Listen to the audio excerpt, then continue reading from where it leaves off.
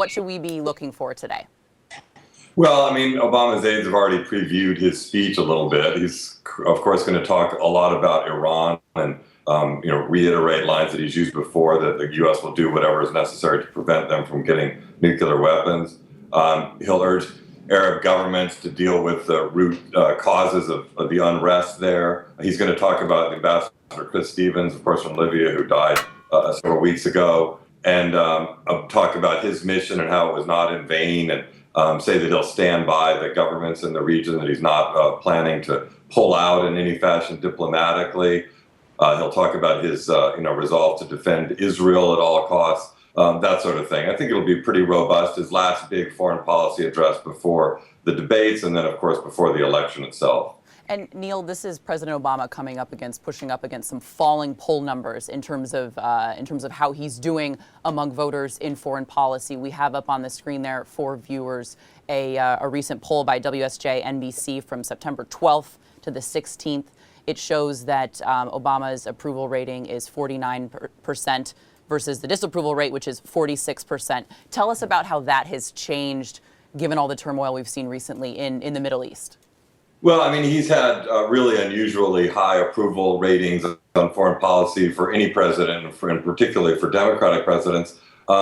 That's fallen, particularly since the unrest in the Middle East. It now mirrors pretty much what it was like during the Arab Spring more than a year ago, when his numbers were very similar. There are two things worth noting on that front. One is that if you then ask people what are the issues that are of most concern to them, foreign policy is way, way down the list. Right. The other thing is when it comes to who do people think would be the better commander-in-chief, or who do they think is better on foreign policy, on that front, Obama still comes out a fair bit ahead of Mitt Romney. So it's hard to see that this is a particular vulnerability for him at the moment.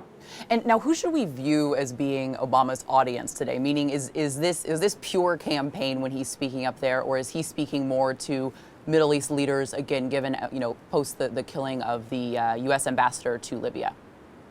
I think it's much more the latter, really. I mean, this is an annual rite, the fall gathering of the UN General Assembly and, world leaders, and presidents do this every September. I think there'll be certainly a political ingredient. He's not going to, of course, mention Mitt Romney, but, this comes at a time when he's taking tons of fire from the Romney campaign. They really unloaded on him yesterday on this. They see this as one advantage. We're at a time when they really need to get some traction. So I think it's definitely against that backdrop, but I don't think it's going to be an overtly political speech, or certainly anything resembling a campaign speech. And what can we expect following President Obama's speech? What can we expect the Romney campaign to kind of capitalize on? What do you think are going to be their main talking points after Obama's speech today? Well, I mean, they have for some time, and they've certainly increased the volume in recent days, been saying that he's been feckless, that when it comes to the Middle East, he's overseeing a sort of disengagement for a region that's very important for U.S. security. They've highlighted a lot of the ways that the Benghazi situation was not handled well by the State Department. Of course, they've really gone after him on not being sufficiently stern when it comes to Iran, or particularly clear from their side about exactly what the U.S. policy is towards Israel. And I would expect that they'll try to make as much hay as possible on that front, no matter what Obama says today. And can we expect, though? I mean, President Obama is, as you said in your colleagues wrote, is going to address that he is willing to use military force in Iran. The Romney campaign has critiqued that he has not expressed willingness to use military action in Iran. I guess it's a matter of tone. I mean, basically, Obama has said what George Bush said before him. It's been standard U.S. policy that it is the intention of the United States to do whatever necessary to make sure they do not become a nuclear state. Romney says it maybe a little bit louder or a little bit more emphatically, but he also has not said, if you, Tehran, cross this line or this line, that would be an immediate trigger for an attack.